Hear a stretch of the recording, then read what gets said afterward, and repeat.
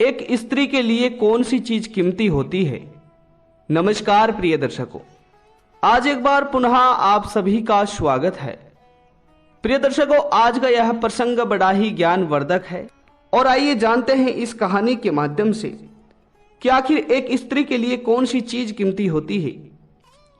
तो श्रोताओं बंधुओं, एक समय की बात है, एक राज्य का राजा अपने राज्य के पास वाले गांव पर आक्रमण कर देता है।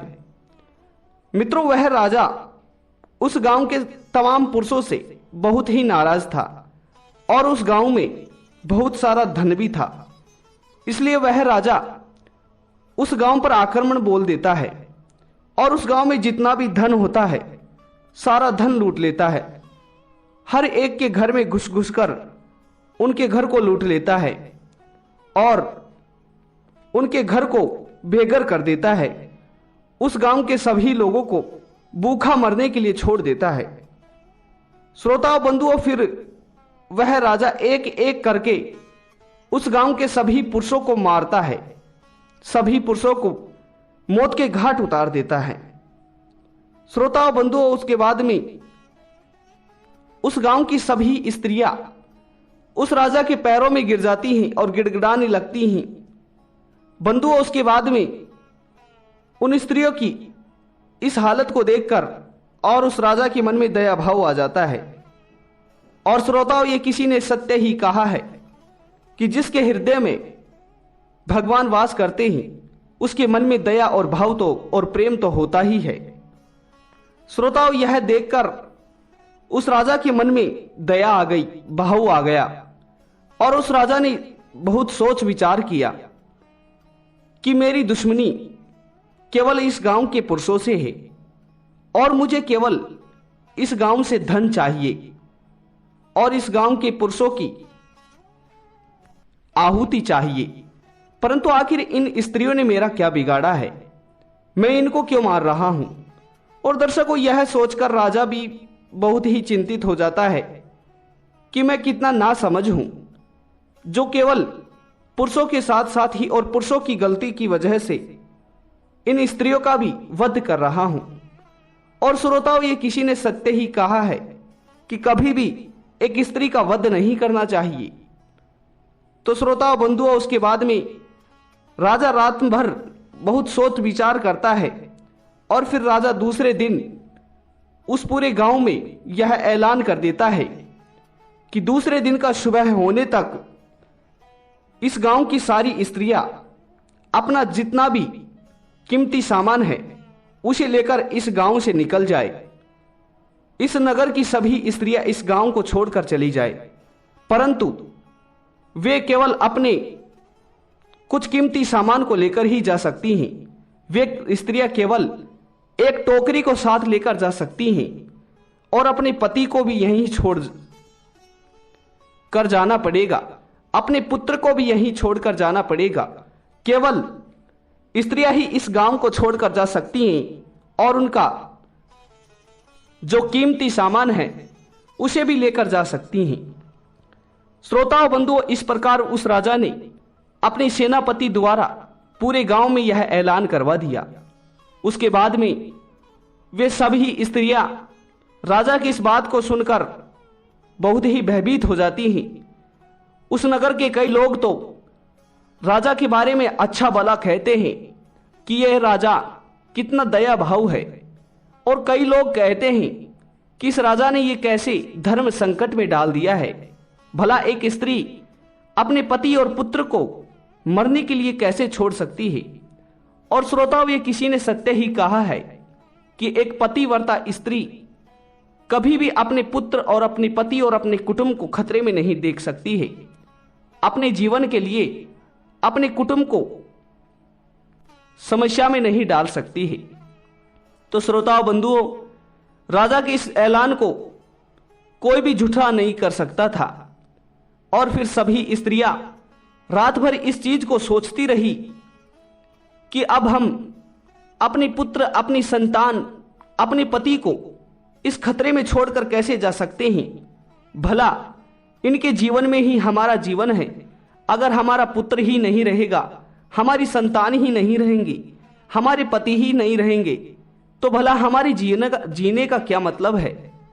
श्रोताओं, किसी ने यह भी सत्य ही कहा है कि एक स्त्री का जीवन और प्रेम उसके पति और पुत्र में ही बसता है।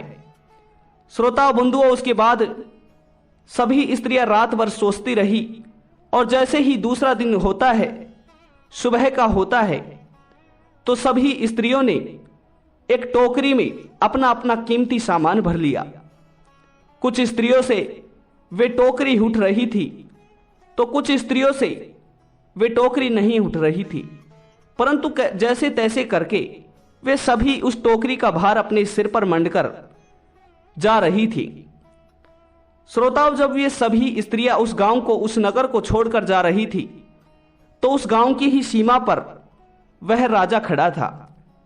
जब वे सब स्त्रियां अपना कीमती सामान उन छोटी छोटी टोकरियों में रखकर जा रही थी तो राजा उनकी टोकरियों को देखकर सोचने लगता है कि मैंने कल इनसे केवल बोला था कि ये अपना कीमती ही सामान अपने साथ लेकर जा सकती हैं, परंतु ये इतनी बड़ी बड़ी टोकरियां ये किस लिए लेकर जा रही हैं और इनमें ऐसा क्या है कि इनमें इन सभी से उठ भी नहीं रही हैं, ऐसा इन टोकरियों में क्या रखा है। तो श्रोताओं बंधुओं, उसके बाद में उस राजा ने अपने इस भ्रम को दूर करने के लिए राजा अपने सेनापति से कहता है कि सेनापति, इन सभी स्त्रियों को यहीं रोको और इनकी टोकरियों को चेक करो, इनकी टोकरियों को देखो कि आखिर इनकी टोकरियों में क्या है कि ये भार इनसे उठ भी नहीं रहा है। श्रोताओं बंधुओं, उसके बाद में राजा के आदेश अनुसार वे सेनापति सभी स्त्रियों की टोकरियों को चेक करने लगता है। जब राजा का सेनापति उन टोकरियों को देखता है तो उन टोकरियों में से एक भी टोकरी में ना तो वस्त्र निकलते हैं, ना ही धन निकलता है और ना ही कोई कीमती चीज निकलती है। प्रत्येक टोकरी में से या तो कोई पुत्र निकलता है या फिर कोई पति निकलता है, यानी कि उनमें से हर टोकरी में एक पुरुष ही था। वे सब स्त्रियां अपने सिर पर अपने पति और पुत्रों को रख रख कर टोकरियों में छिपाकर जा रही थी। दर्शकों, राजा ने जैसे ही इस दृश्य को देखा तो राजा बहुत ही क्रोधित हो गया और राजा ने स्त्रियों से कहा कि मैंने कल आदेश दिया था कि केवल इस गांव की, इस नगर की स्त्रियां ही इस नगर को छोड़कर जा सकती हैं और मैं उनके प्राणों को भी बख्श दूंगा, मगर तुम लोग तो अपने पति और अपने पुत्रों को भी साथ लेकर जा रही हो। यह कैसा न्याय है? तो इसके लिए तुम्हें भी दंड मिलना चाहिए। श्रोताओं बंधुओं, उसके बाद में उनमें से कोई भी स्त्री राजा की बात का जवाब नहीं देती है, सवाल का जवाब नहीं देती है। फिर एक बुढ़िया स्त्री, एक बूढ़ी मां राजा से कहती है कि महाराज, भला हम अपने पति और पुत्रों को इस धर्म में, इस संकट में छोड़कर कैसे जा सकते हैं? आप ही बताइए। एक मां की कोख तब ही खिलती है जब उसकी संतान का उसे सुख प्राप्त हो। और कहते हैं कि जो स्त्री अपने कुटुंब, अपने पति, अपनी संतान की परवाह नहीं करती है तो उसका जीना ही धिक्कार होता है। श्रोताओं, इस प्रकार से फिर वह बूढ़ी मां राजा से कहती है कि महाराज, हमारी तो सबसे कीमती चीज हमारा पति और हमारी पुत्री हैं। आपने कल बोला था कि आप अपनी टोकरियों में अपनी सबसे कीमती चीज लेकर जा सकते हैं, तो महाराज, हमारे लिए तो हमारे पति और हमारी संतान ही सबसे ज्यादा कीमती चीज है। हमारा गहना भी हमारे पति और हमारे संतान ही, हमारा जीवन इनमें ही बसता है और इनमें ही समाप्त होता है। और महाराज, एक पतिव्रता स्त्री की यही पहचान होती है कि अपने पति और अपने पुत्र, अपनी संतान के लिए वह अपनी बलि भी दे सके।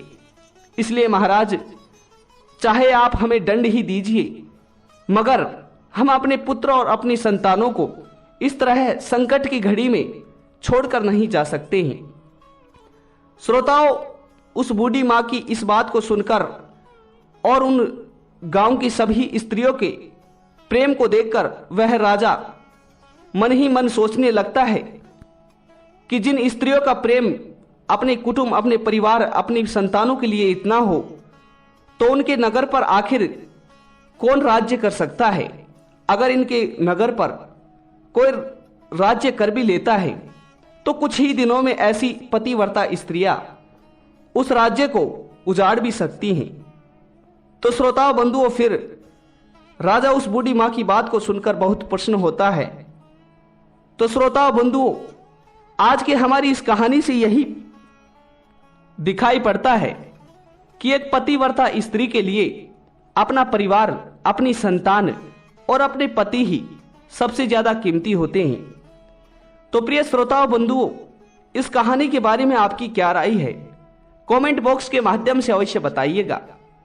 तो मिलते हैं अगली वीडियो में, तब तक अपना ख्याल रखिएगा। धन्यवाद जी, नमस्कार।